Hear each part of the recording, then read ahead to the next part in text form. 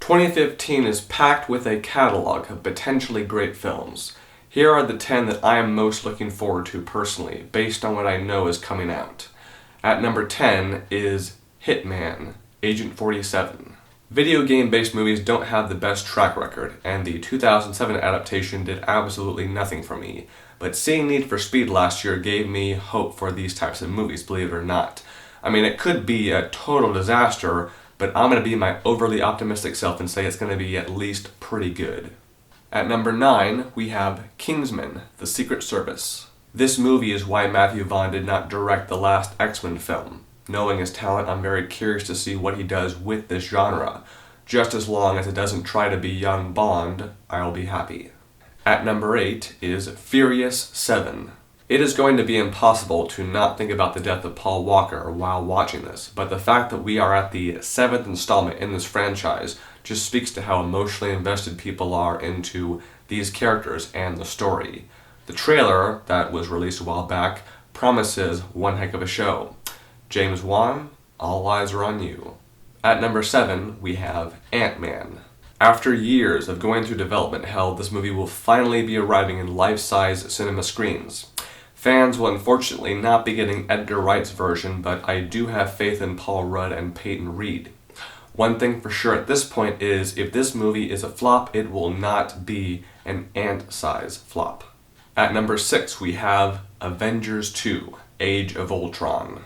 This is sadly the last Avengers film that will be directed by Joss Whedon, but with that in mind, I know that he will deliver the goods. He knows these characters, and everyone who works on these films pours in 150%. I'm going to see this in IMAX 3D, and it's going to be amazing.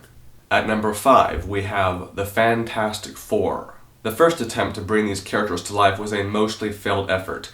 It could have been the timing, the cast, or just plain bad writing that got shoved into production.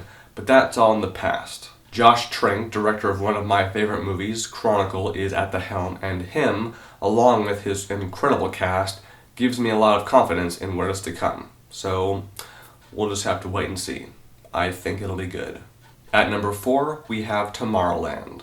The teaser trailer, which I have watched several times, left me with a lot of questions, but it is one of the few teasers that, on first viewing, got me emotional. And when a trailer does that, be it 2.5 minutes long or a minute long, that's a good sign. The fact that Brad Bird is directing only sweetens things. This is going to be a special movie. At number 3, we have The Walk. Robert Zemeckis and Joseph Gordon-Levitt have teamed up to give us a dramatization of the events that were documented in Man on Wire.